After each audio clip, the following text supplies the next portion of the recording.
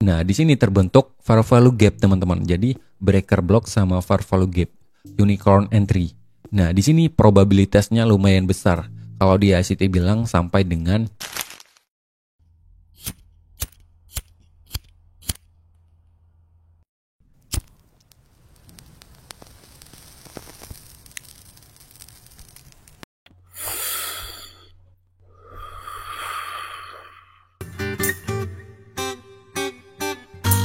selamat datang di channelnya Bajang Kemangi. Jadi pada kesempatan kali ini kita akan coba melanjutkan pembahasan tentang metode ICT konsep. Dan ini adalah episode 14 teman-teman. Dan untuk topik yang akan kita bahas kali ini adalah tentang breaker block. Kita ambil contoh gambar di sebelah kiri yang ada di sini. Oke, market itu ngebentuk high, low, high, low, high, low. Nah, di sini market itu ngebreak area tertinggi yang ada di sini. Terus, nah di sini market itu retest lalu melanjutkan kenaikan. Jadi, area breaker blocknya berada di area yang ada di sini. Ini kita namakan sebagai bullish breaker block. Tapi kalau misalkan bearish breaker block seperti ini di sebelah kanan yang ada di sini. Market itu bergerak naik, ngebentuk high, low, terus high lagi, low lagi, high, low, high. Nah, di sini ngebreak area low yang ada di sini. Maka area terbawah yang ini, area high sama low yang ada di sini, ini kita namakan sebagai breaker block. Ini resisten, terus di break oleh candle di sini. Terus market itu turun, ngebentuk support baru. Jadi di sebelah kiri di sini resisten, terus ngebentuk support lalu naik. Nah, di sini support di break, terus di sini menjadi resisten. Ini versi simpelnya. Contohnya seperti ini. Market itu ngebentuk high, low, high, low. Nah, di sini ngebreak area high yang ada di sini. Maka area yang ada di sini adalah area breaker block. Jadi kita akan menunggu market itu retest atau pullback. Nah, di sini ke area zona breaker yang ada di sini, lalu kita bisa melakukan transaksi pembelian dengan target berada di likuiditas di atas. Nah, seperti ini. High, low, terus high. Nah, di sini ngebreak high yang ada di sini. High baru di sini, lalu retest di sini. Jadi, area zona yang ada di sini, semua yang ada di sini, ini kita namakan sebagai breaker block. Nah, ini contoh bearish breaker block. Jadi, market itu bergerak naik, ngebentuk high, low, terus high lagi, lalu di sini ngebreak area terbawah yang ada di sini di break. Nah, market itu akan retest ke area zona yang ada di sini. Ini kita namakan sebagai area breaker block. Jadi kita bisa melakukan transaksi sell di area yang ada di sini dengan target berada di likuiditas di bawahnya. Nah, seperti ini. Low, high, low, high. Nah, di sini ngebreak area terbawah yang ada di sini. Jadi candle yang ada di sini ini semua adalah breaker block. Nah, di sini ditembus lalu menjadi resisten.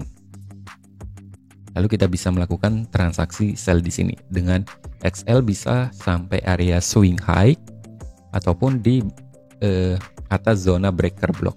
Kita ambil contoh di market BTC USDT.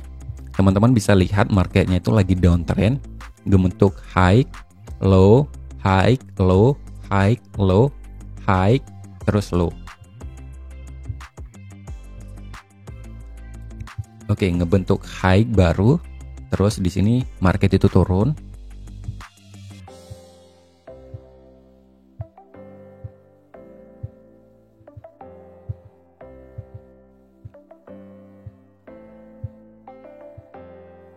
Oke, teman-teman bisa lihat di sini. High, low. Nah, di sini area tertinggi yang ada di sini di break. Maka ini yang dinamakan sebagai area zona breaker block. Jadi kita ambil semua di sini. Area ini adalah area breaker block. Nah.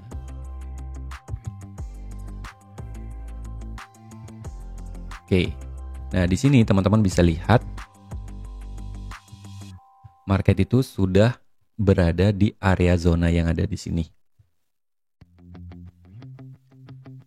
Jadi kalau kita mau melakukan pembelian bisa di area zona yang ada di sini misalkan, terus XL-nya bisa di bawah area yang ada di sini ataupun di bawah zona breaker block dengan target berada di area likuiditasnya di area yang ada di sini, ini area eksternal. Jadi area yang ada di sini ini akan menjadi BMS nantinya, ataupun di atas sini juga bisa di area fair value gap di area yang ada di sini.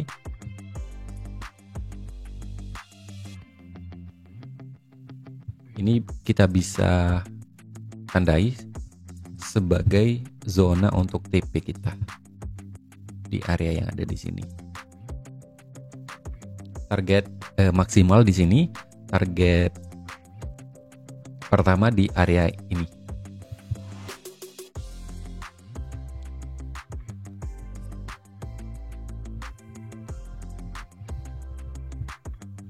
Oke, area zona pertama itu kena take profit. Jadi kalau misalkan sudah kena sampai area di sini, teman-teman itu ambil sebagian lah, take profit sebagian 80% dan 20%-nya hold sampai ke area zona maksimal yang ada di sini.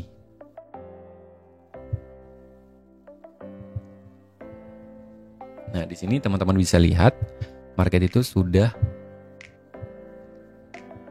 naik ke area target kita. Bercontoh lagi di XAU USD, teman-teman bisa lihat di sini market itu bergerak naik, terus turun, ngebentuk low, ngebentuk high, ngebentuk low, ngebentuk high baru. Nah, di sini ngebentuk low.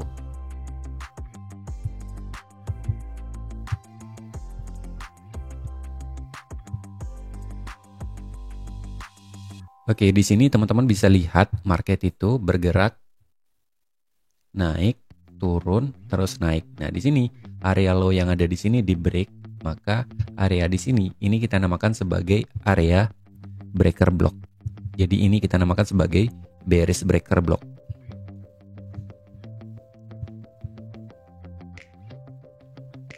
Oke, kita coba cek.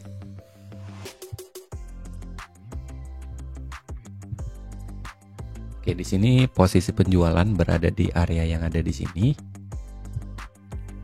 Terus dengan XL bisa di area yang ada di sini ataupun di area terbawah yang ada di sini. Ini juga bisa. Ini kita ambil setengah juga bisa, berada di area 50 zona breaker block atau di area yang ada di sini. Kalau aku biasanya di tengah-tengah 50%. Agar resikonya itu kecil dan keuntungannya itu lumayan besar. Dengan target bisa di area zona di bawah yang ada di sini, likuiditas.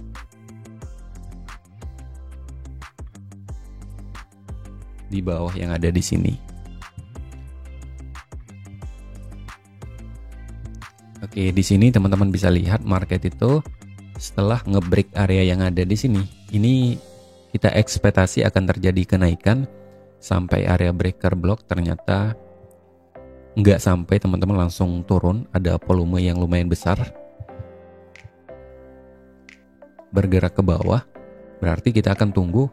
Nah, jadi kalau market itu bergerak seperti ini tidak sampai ke area zona breaker block, teman-teman tunggu area fair value gap terbaru yang terbentuk.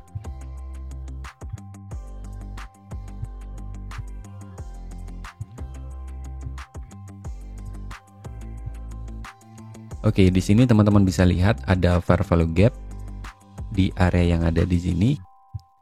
Berarti kalau tidak sampai ke area breaker block yang ada di sini, kita bisa melakukan penjualan di area yang ada di sini. Ambil 50% fair value gap dan XL-nya berada di area yang ada di sini, dan untuk TP-nya bisa sampai area likuiditas di bawah yang ada di sini. Ini target pertama, terus target maksimal itu sampai area di sinilah, ke area zona likuiditas yang ada di sini. Teman-teman bisa lihat untuk breaker blocknya tidak terjangkau, berarti kita bisa melakukan transaksi di area fair value gap yang terbentuk selanjutnya. Karena bias kita itu akan terjadi penurunan sampai area likuiditas yang ada di sini. Oke, dan di sini kita mendapatkan profit. Dan di sini kita balik ke contohnya, saya lupa memberitahukan bahwa kalau kita mau menggunakan setup yang besar, kalau di ICT bilang itu sampai dengan 80%, yaitu ketika market sudah nge-break low yang ada di sini.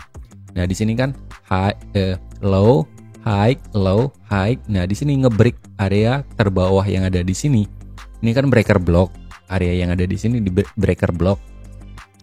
Nah, di sini terbentuk fair value gap, teman-teman. Jadi, breaker block sama fair value gap, unicorn entry. Nah, di sini probabilitasnya lumayan besar.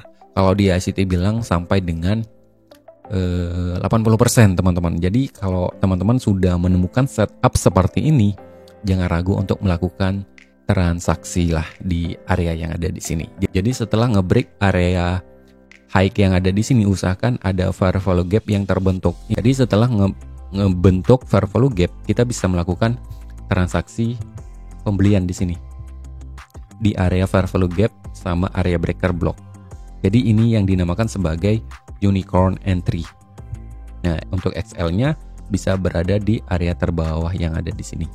Area setelah ngambil likuiditas di bawah yang ada di sini, nge-swap. Nah, ini kita bisa menempatkan area XL-nya di sini. Dan untuk TP-nya itu sampai dengan likuiditas yang ada di sini. Bisa di sini ataupun di sini. Atau targetnya bisa menggunakan Fibonacci. Jadi jika teman-teman mau menggunakan STDP, nah di sini pasti akan terjadi di 2.2,5.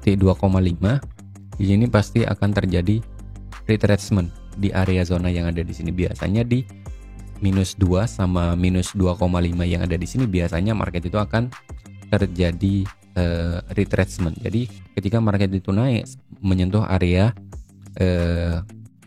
minus 2 sama minus 2,5 yang ada di sini, pasti ada retracement. Jadi untuk targetnya bisa sampai area likuiditas di sini aja, ini area likuiditas yang ada di sini. Jadi kalau kita coba cek, terus untuk targetnya 3, teman-teman, 1:3.